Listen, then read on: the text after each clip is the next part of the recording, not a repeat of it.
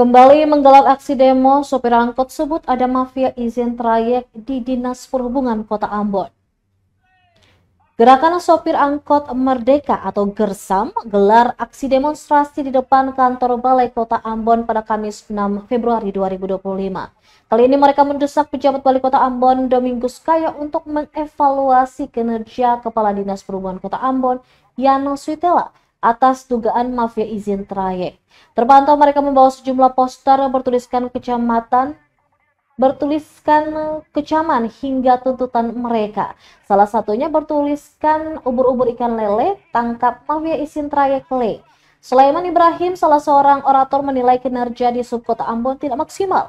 Senada dengan itu, Ketua Gersam Zainal Uwar menyebutkan aksi tersebut sebagai bentuk kekecewaan pihaknya atas dugaan mafia izin trayek di tubuh Dinas Perhubungan Kota Ambon.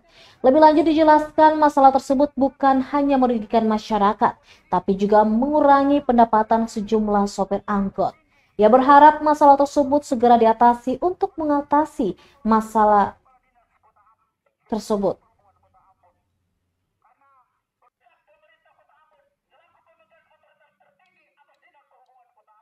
Untuk bagaimana mengevaluasi daripada Kepala Dinas Pendidik izin trayek ini, Bapak Ibu sekalian,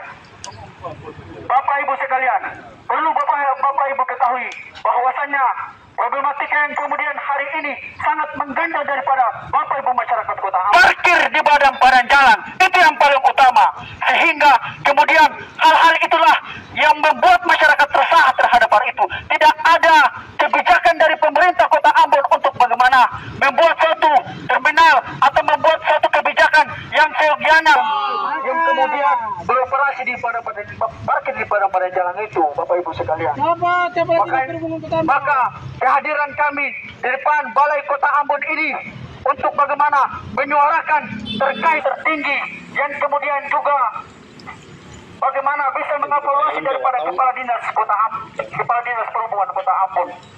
Karena persoalan-persoalan yang kemudian dilakukan. Download Tribun X sekarang, menghadirkan lokal menjadi Indonesia.